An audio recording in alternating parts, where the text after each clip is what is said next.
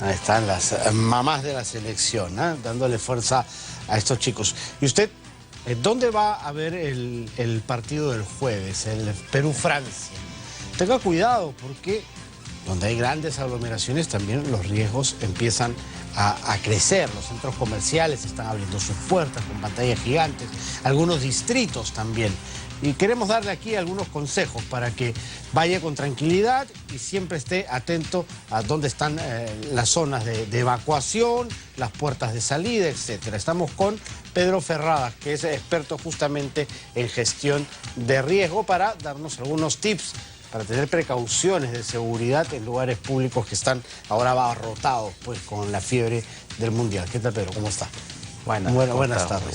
¿Qué es lo que debemos tener en cuenta nosotros cuando vamos, sobre todo generalmente en familia, a estos lugares? ¿Qué es lo que debemos ver?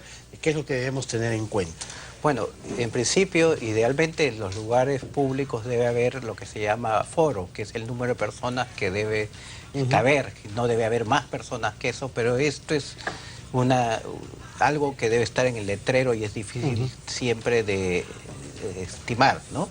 Pero sí se puede tomar algunas medidas que son muy importantes. Por ejemplo, rápidamente ubicar cuáles son las zonas de evacuación.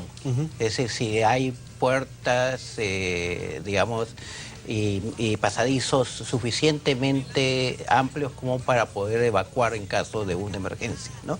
Generalmente se identifican con estos letreros verdes, ¿no? Que dicen salida o escape. Sí.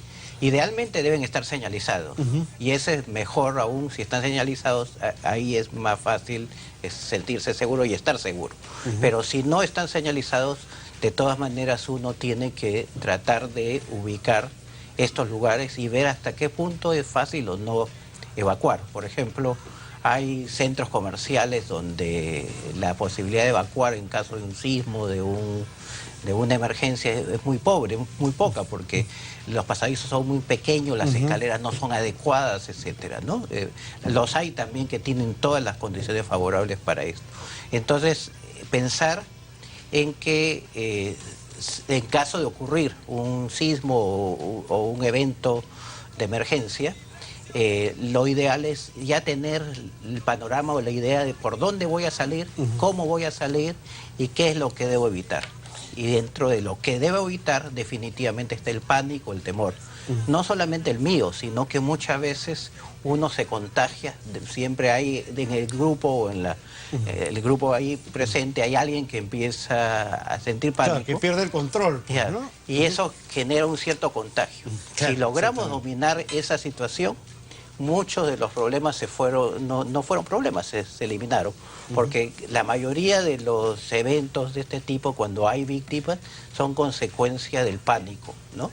De la gente que sale y se aplasta, y también de errores, ¿no? Estoy recordando el caso de la tragedia del Estadio Nacional de 1974, donde mueren 320 personas y se cometió una serie de errores.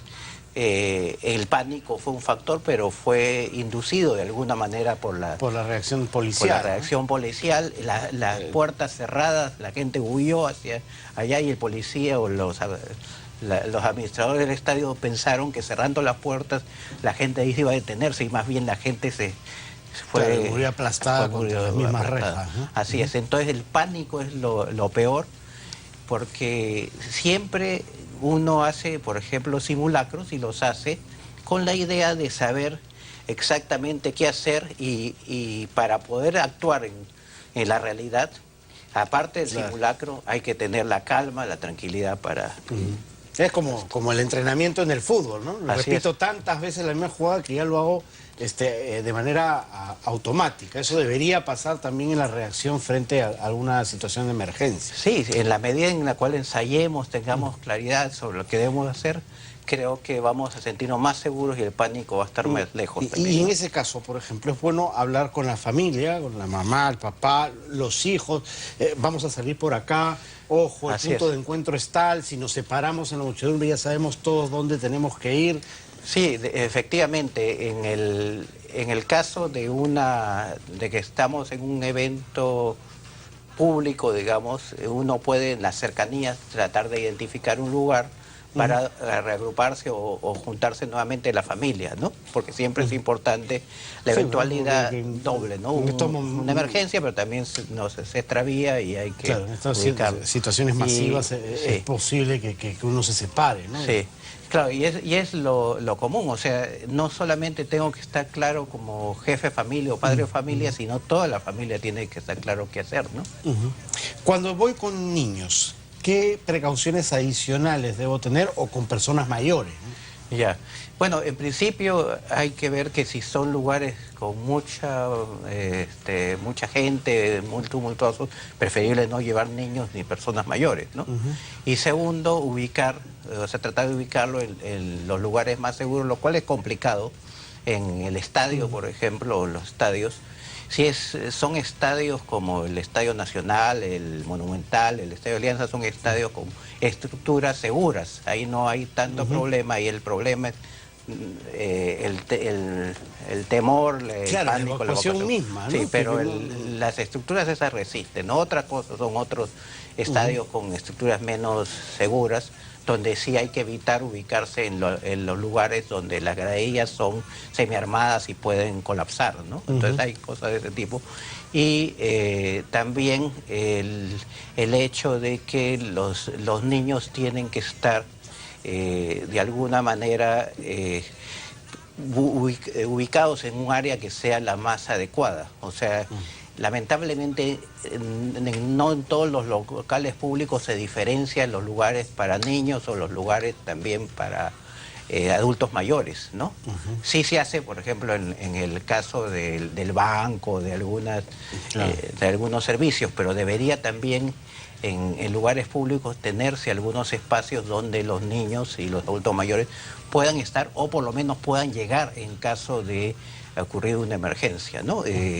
Hay muchas experiencias de este tipo donde después de ocurrido incluso no terremoto, huaicos, inundaciones, se pasan pues días, semanas incluso para ubicar a las familias.